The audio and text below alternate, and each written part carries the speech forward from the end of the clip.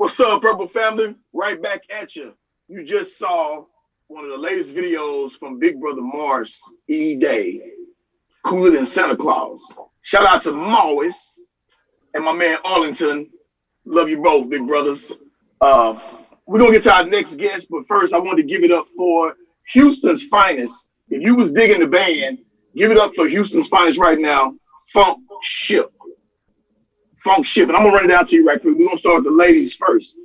Bring you amazing vocals. We had Liz Vaughn, we had Candice Marion, and on guitar we had the young prodigy Matthias Latin. Bass we had brother Kerry Mike, and on drums we had my man, my Greek brother DB Jones. The Beat. Last but not least, you had lead vocalist on the male side in Martell Lacey, that is, and my music director for the evening, my big brother, the little homie, big brother and little homie at the same time, because we feed off each other like that. Give it up for recording artist Antonio Eyes. All right, give it up for them. And while you're clapping, keep your clapping going, because I have the man, the myth, and the legend, my brother, purple brother for real, big brother Jellybean Johnson in the house. What's up, Bean? How you doing, Greg? What's up, baby? Christmas time. It's Christmas time, brother. Christmas time, man. Damn. What's that? 2020 been tough, bro. It's tough, man. Tell the people what that weather trend looking like in Minneapolis right about now. Wow, man. You say y'all 75, we probably 30. Oh. Yeah, dude. Yeah. Oh, yeah. We had a couple days here, 40 something, man. But you know, today the party's over. So normally this time of year, we're around 20 degrees. But we've had a little warm streak here lately, but it's getting ready to get right. Right on. I've been fortunate or unfortunate, depending on how you look at it, to be up there in some of these times of the year. You know, to witness some of that Super Bowl and everything. You know oh my God! Don't bring up the Super Bowl. Oh my God! Woo, Super Bowl was something else. Oh my God! Yeah. But the 7 kept it hot. Y'all kept it hot though. Yeah. Oh yeah. Yeah. Yeah. You know what I'm saying? I mean, you know, if you're a Minnesota man, you know you got to expect a certain amount of this, Craig. You know, that's right just on, the way of life here. Right on. Yeah. But we're gonna get into it. I have. It's been a pleasure to get to know Brother Bean over the years. I do consider him a big brother. I do consider him a friend, and I'm proud to say that I feel in my heart that he sees me in a similar fashion. So I have nothing but love and maximum respect for Brother Jellybean Johnson. So with that said, let's get into it. Let's let the people know, like, what age did you start your whole musical journey? Like your first instrument, you know, that type of thing. Okay. My mom moved me here. I was born in Chicago, man. I was born in Chicago, and my mom moved me here in 1968 from Chicago because the gangs in Chicago were recruiting me. I was 12 years old, 11, 12, approaching 13. And the gangs were, they were bad, the vice lords and all that. And my mom wasn't having it. So she moved me here and stuff, man. And that's when I first, started getting into music stuff. The ages between 11, 12, 13, she would always buy me a drum set and then she'd give it to me on Christmas Day, Christmas Day. But by Christmas night, it'd be tore up. Right on. So finally, she figured it out after about 12 or 13, man, beating on her pots and pans and coffee table and all that. She finally, when I turned 13, she got me a drum set I couldn't destroy. It was actually had heads on it, all that kind of stuff. And so she saw I had a passion for it. So that was, the drums were definitely my first instrument, first love. She saw I had a passion for it, so she got me this drum set, and she saw I was good at it, but she wanted me to get better at it. But see, the only problem when I moved here, Craig, is I moved here from Chicago. Chicago black radio was 24 hours. So I was listening to the radio and records and all that. That was nonstop in my house. And my mom, she loved music. Right. But when I got here in Minnesota, the black radio station was only on from 1 p.m. to 5 p.m. every day, So, of course, that changed me, because I was used to, listening to black music 24/7. Right. Right. And so, especially then after you go to school and you don't get out of school at 3 o'clock, so that means I was only getting a couple hours, you know. Right. And so after that, you know, so it made us, you know, I would listen till like 5 p.m. and stuff, and then I was forced to listen to the white rock and, you know, white pop stations. And I know it affected me musically because, you know, I wasn't used to that. It made me appreciate, you know, groups like Black Sabbath and Rare Earth and Three Dog Night and, you know, people, Carpenters and all that kind of stuff. Right. Yeah. So it definitely influenced me coming up, you know. So, you know, as I got into more music and stuff from 13, 14 and listening to that kind of stuff, it changed me. You know, it really did. So then you had to, you know, to keep you definitely was gonna keep the blackness going. So record stores were great then. You know, you look forward to buy the greatest, you know, the black song in 45, the record. You with with the little yellow spindle. With the little yellow spindle in between, you know. For the 45s. Yeah. And I had the little record player there in my kitchen, mom's kitchen, so I could, you know, I could be in there, you know, I could dance and stuff and mess around in the kitchen and stuff, you know. And when I couldn't get there, I could, you know, we all had the big console stereo with the TV and the record player all stuck together. Right. Well, I never mentioned this to you in some of our different chats we've had because I always kind of just want to acknowledge you, and we always be in the groove where we are, just like let you stay in your groove and let you know I see you. So, but I played the drums up until I made varsity football in high school.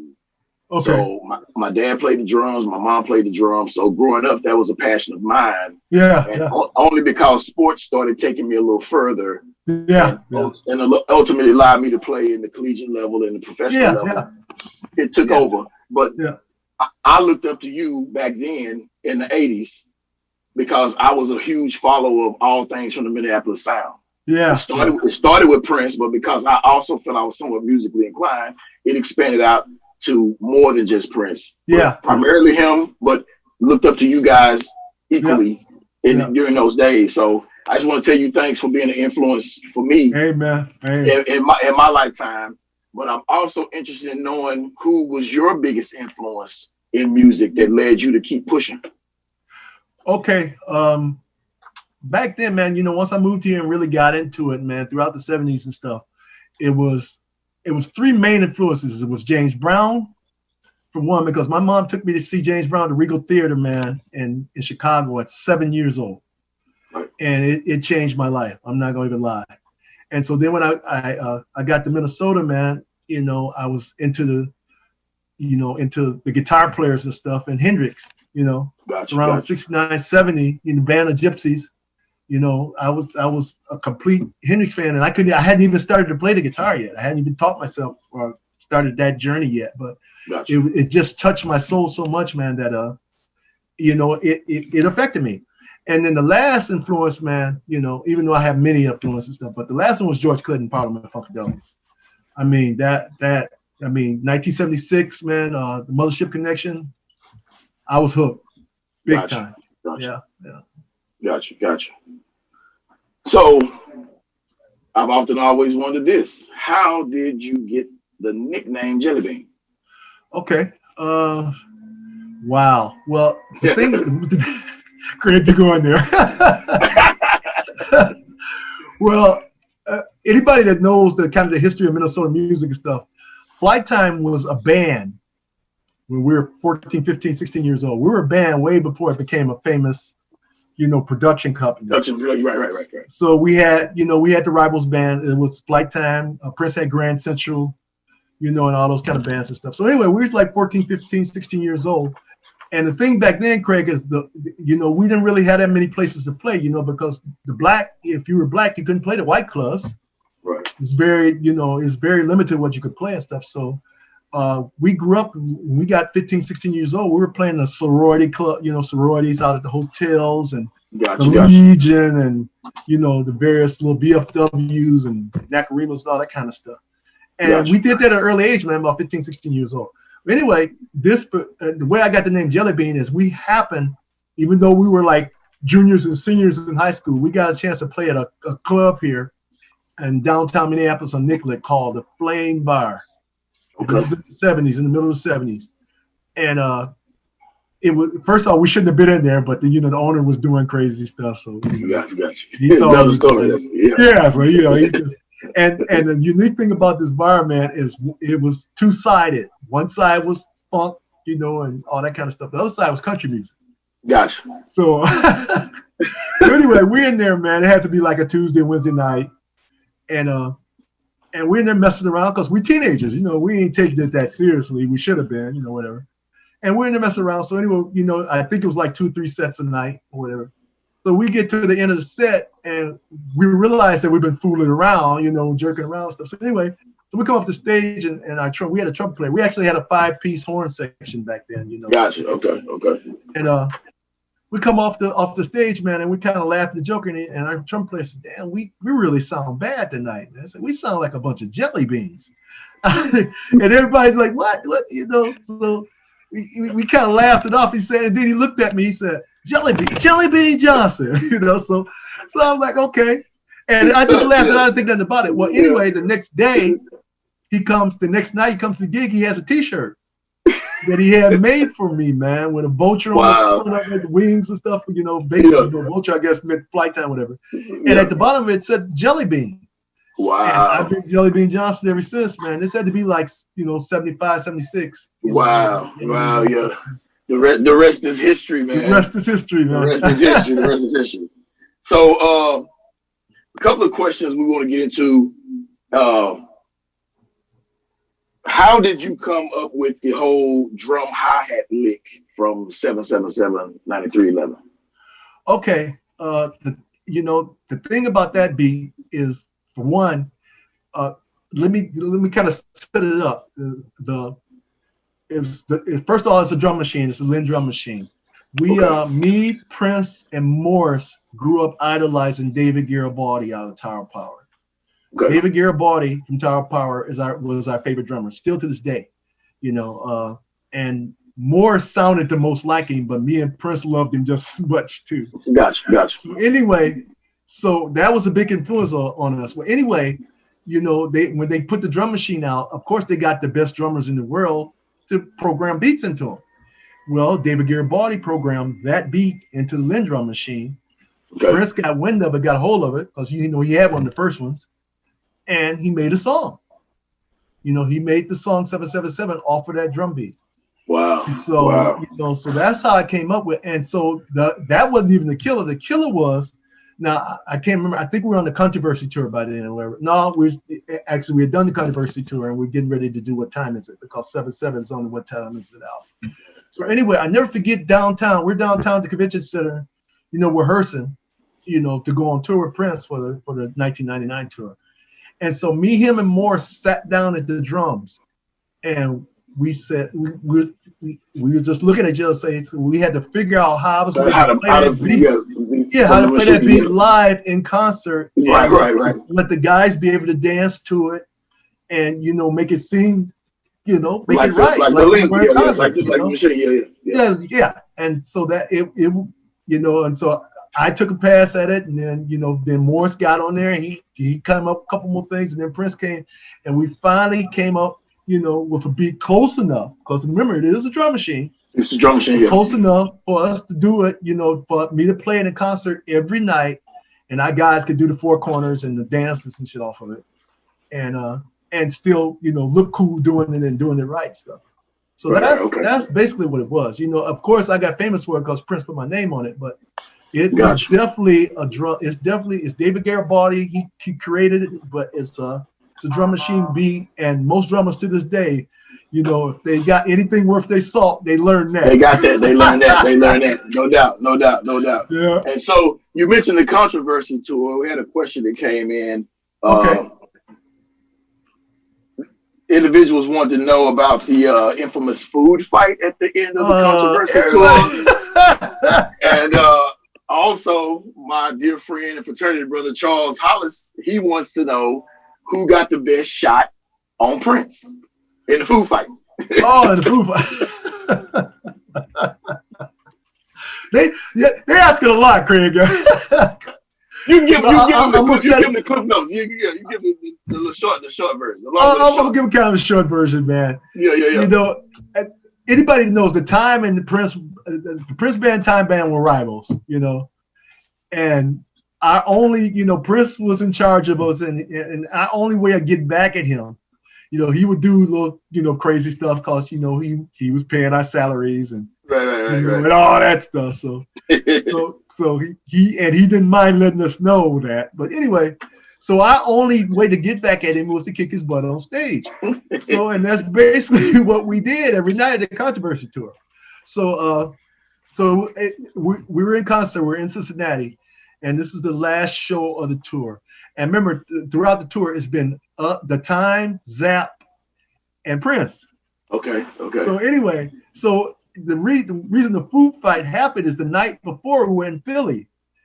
And, the Prince and the Revolution have been talking crap to us, talking about, they's going to kick our butt and, we ain't all that. And all. So, it's cool. So we said, okay, cool. So anyway, we kicked their butts and stuff. So we get to Cincinnati, and of course, Prince didn't like, nobody saying that. He didn't think anybody could, the Time they I made them. They can't, whatever. So anyway, we get to Cincinnati, and we in concert that night. It was just a normal day so far. We wasn't really paying that much attention. We knew we had some tension between the two bands, but we was just blowing off. We gonna play our little 30 minutes because that's literally what we were all getting at that point. We'll play our little 30 minutes and get off stage. So anyway, I knew something was up that night because we're in concert on the stage in Cincinnati, and we're playing, and by this time now, remember, Jerome was Morris's valet, but he wasn't really in the band by then. He was just like bringing out the mirror. Okay. And, he had certain duties that he had Gotcha. to do, And so we're in concert and we're doing this, we put The Stick was always the first song, whatever. So we get down and so when we got to Cool was like the fifth set in the song. We only had 6 songs. So Cool was like the fifth song in the set and stuff. Okay. And Jerome used to stand off on the side of the stage, and if anybody knows that Prince put a Coke bottle, a beat on a Coke bottle in Cool. I don't know if the Prince fans know this. Wow. But yeah, there's a percussive where he literally he played a rhythm all throughout Cool. And it's on the Coke bottle. It's on the pop Coke bottle. Yeah. Awesome. So that whole tour, that was another one of Jerome's jobs on the side of the stage when he wasn't playing, when he wasn't coming out to show the mirror. Right. That was another job he had. He used to stand there on the side of me and play that just for Cool, right? Cool. Right. So I knew something was kind of crazy. So anyway, this particular night we're in concert and we get to Cool. And I'm looking right at Jerome, and then, I'm kind of distracted because it's about 15,000 people in this arena, watching us and stuff. And so, I was so used to Jerome being there playing this thing, right? Right. And then all of a sudden, I look over there, he's not there. So I'm like, okay. I was like, what the hell,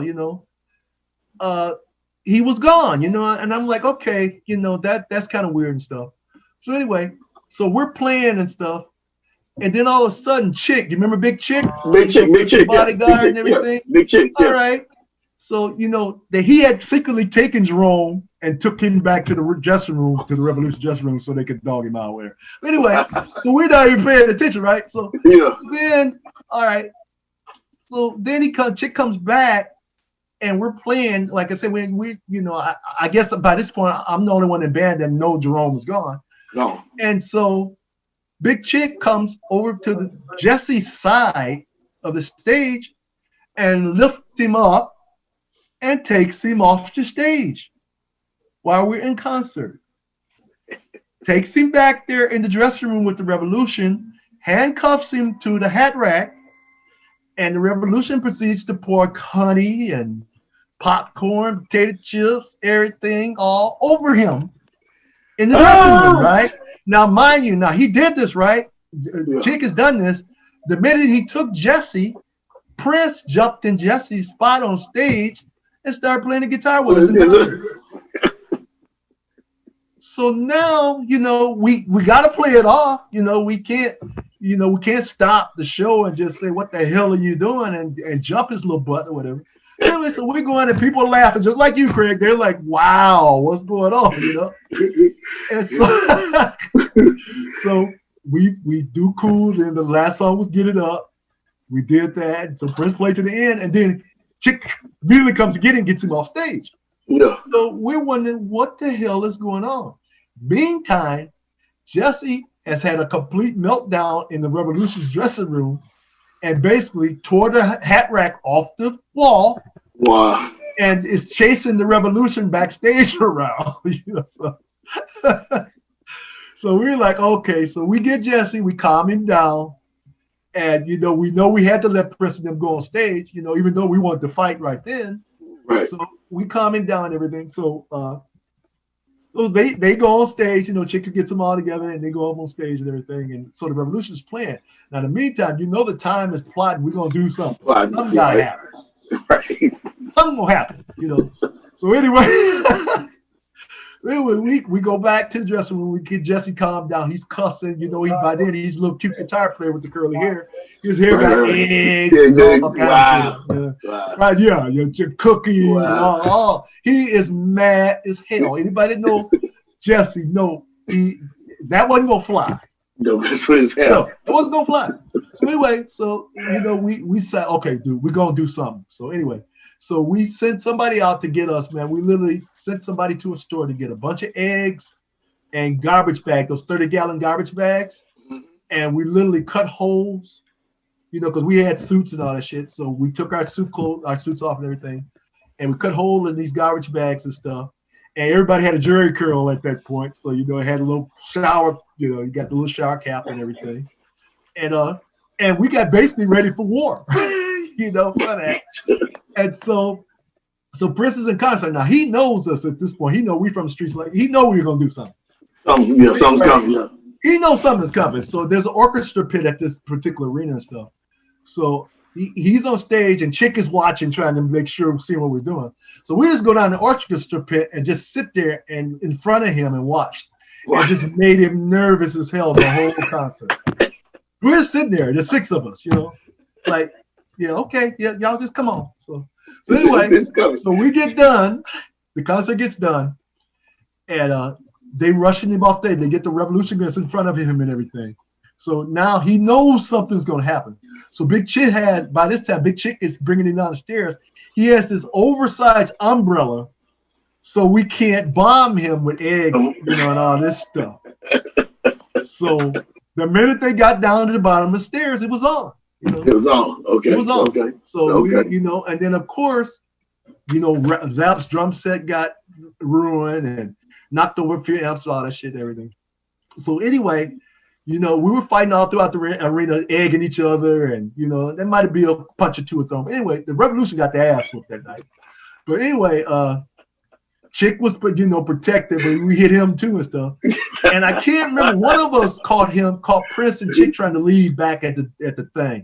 Might have been Terry Lewis or something. Terry claimed he got him good with some eggs and stuff, which I'm sure he paid the price for it. Gotcha. I think it was Terry Lewis, the guy. I know Terry got a dead. No, either Terry or Jesse got Dez real good too. So that's what happened with that, man. And, all right. At the end of it, Prince charged more thousands of dollars for the damage. Oh, wow. He was always salty about that, but yeah. Wow, that's awesome, man. Appreciate you sharing that bit of history with Purple Fam out there.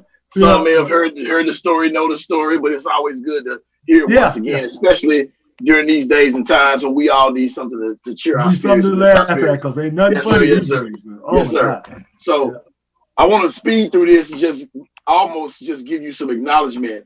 Many know you for your work as a drummer and guitarist, but I have also appreciated the side of you that got into producing. Ladies and gentlemen, in case you didn't know, Big Brother Jellybean produced or co-produced on some of these mentions I'm about to give to you. Yeah. Janet Jackson, Black Cat, it went number 1 in rock, number 1 in pop, and ended up number 10 in R&B. Yeah. New Editions, Crucial. Yeah. My boy. Jelly. It went to number 4. It was number 4 on the R&B charts. And one of my all-time favorite groups, Also a part of the birth of the Minneapolis sound and keeping that tradition going. Mint condition. Shout out to my man Stokely. Yes. And Yes. and Those are Odell. my musical sons, bro. Yeah. So if you didn't know, Brother Bean was on the production for Breaking My Heart, Breaking My Heart, or affectionately known as Pretty Brown Eyes. Yeah. And one of my other and that went to number 3 on the R&B and number 6 on the pop charts. Yeah. And then one of my favorites that may be a little lesser known unless you're really into Mint and taking into their discography, Forever in Your Eyes. Forever in Your Eyes, bro. I never forget. That's a classic. I never forget I wanted you to speak to some of that right quick. Yeah, I never forget about doing Forever in Your Eyes because, you know, Stokely is such a world-class vocalist, man, in addition to being a world-class musician. And he'll tell you, I kind of wrote him on Forever in Your Eyes, you know, because it was such a beautiful ballad, man.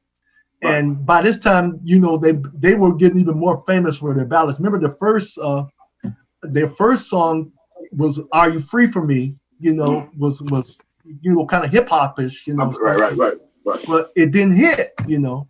So it didn't hit until, you know, they didn't really hit until we did Pretty Brown Eyes, and we went, you know, around the East Coast there, and, you know, around DC, and you know, I did a little tour with them, man, a little tour in a bus or you know, some kind of thing all around the country, about 10 cities. Gotcha. And that's when Pretty Brown Eyes broke and stuff.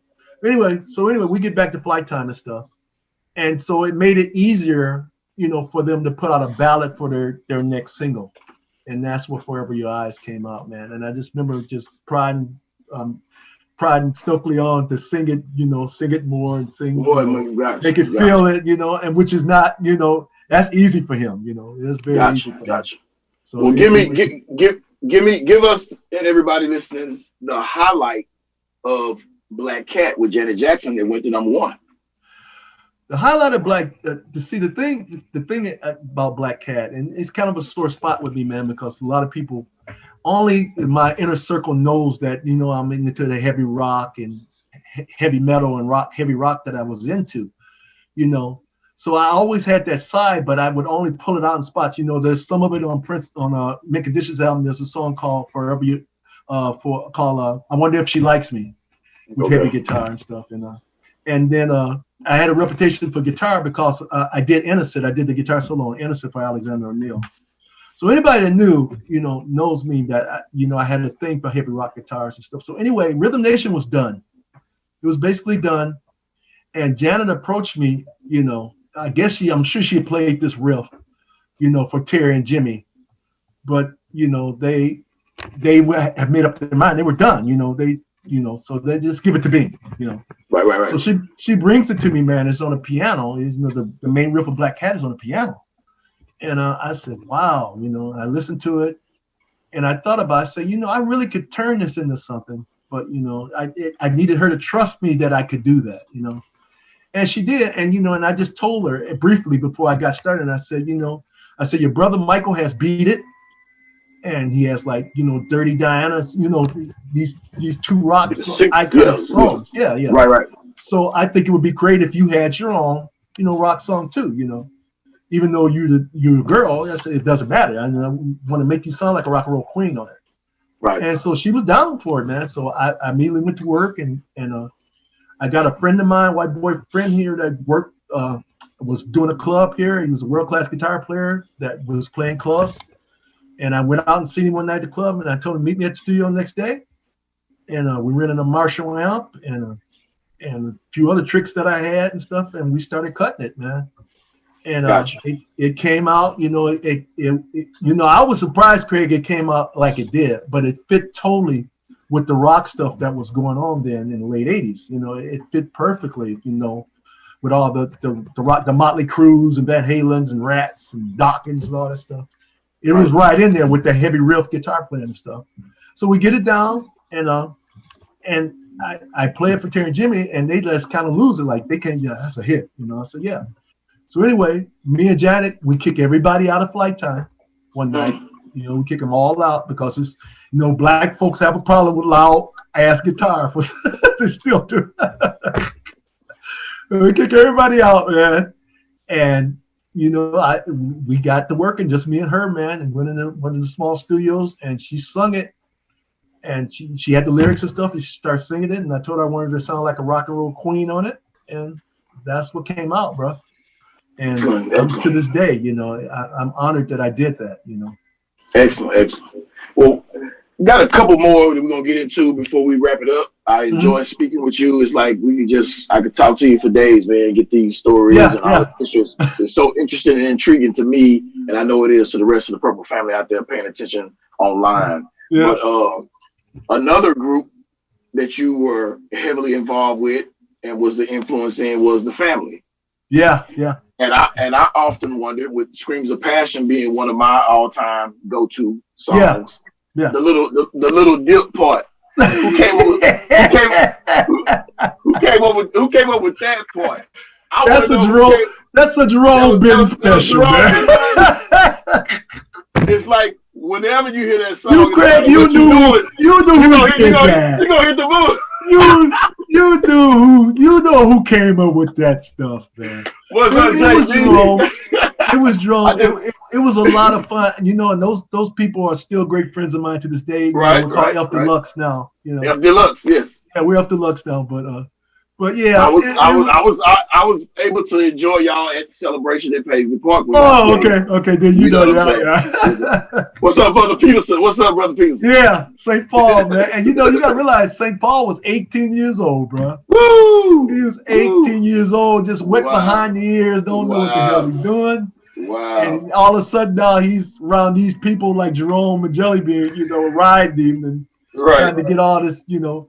And the other thing I say about that, Prince knew there was something different about him from day one too, bro. Okay. You heard him on the piano, he heard him playing the piano and singing, you know, because Paul comes from an iconic family. Right. And he just saw something there. Now, of course, by this time, Morris and Jesse had bailed because there was no way they was going to be in a band with St. Paul as the lead singer. There's no way. Yeah. So, you know, Prince saw that, man, and asked, he said, you know, he thought about it and got with Susanna and you know, it was kind of like a family thing because, you know, Susanna's sister Wendy was already in his band. Eric Leeds was Alan Leeds. Alan Leeds was his manager at this point, running shit. You know, and then, you know, Jerome had, you know, Terry and Jimmy, you know, Jerome is Terry Lewis's brother. So it was like a family situation to him. So it made it easy for him to come up with that. That's how I got started, bro. It was short-lived. I always said that band would have been huge if they had a part of this course. Unfortunately, you know, Paul got a record deal shortly after that. After Screams, he hit the top 5. Prince had him out in L.A. unchaperoned at 18 years old, and record company saw that. And gave him a record deal. You know? That's right. You're 18 years old, $250,000 record deal. Who would you? You're gonna take that. You're gonna take that. You're gonna take that. That's what happened. Yeah. Well, one more high note.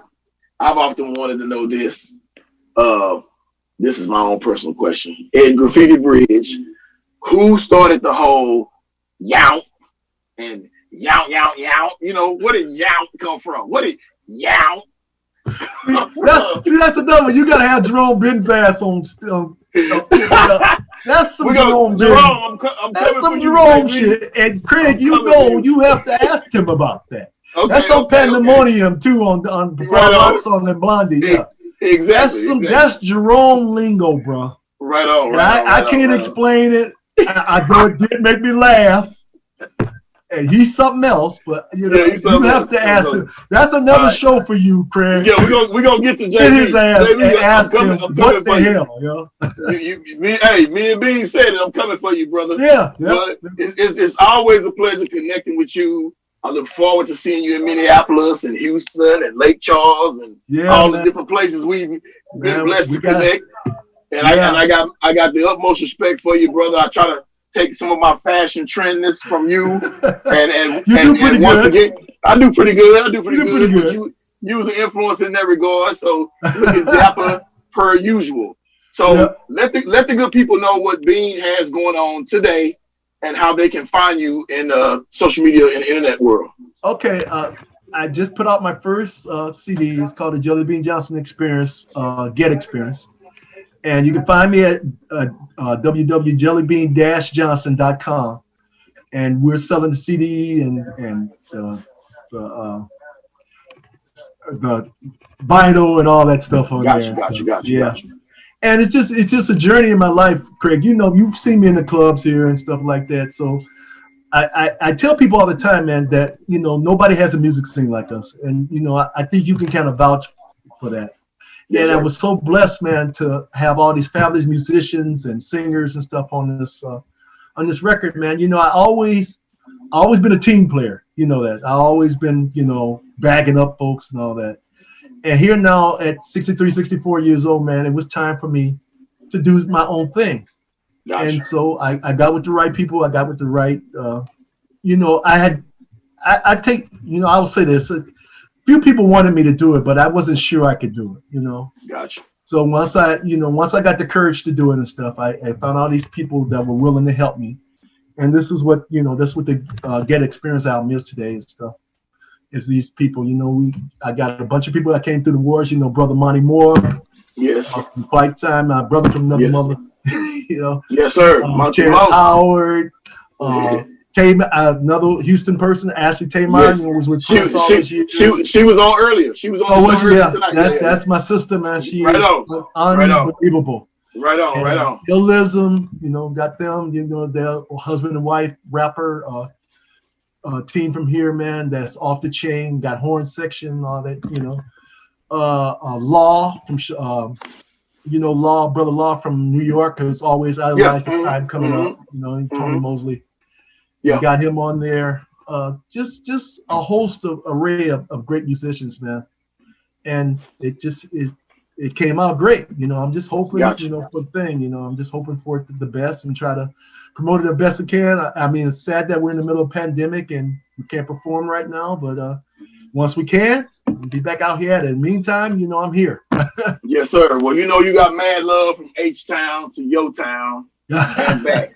I got a bunch of friends in H-Town. You know, yes, sir. Marcel, Seri, Yes, sir. So I'm looking forward to our next episode.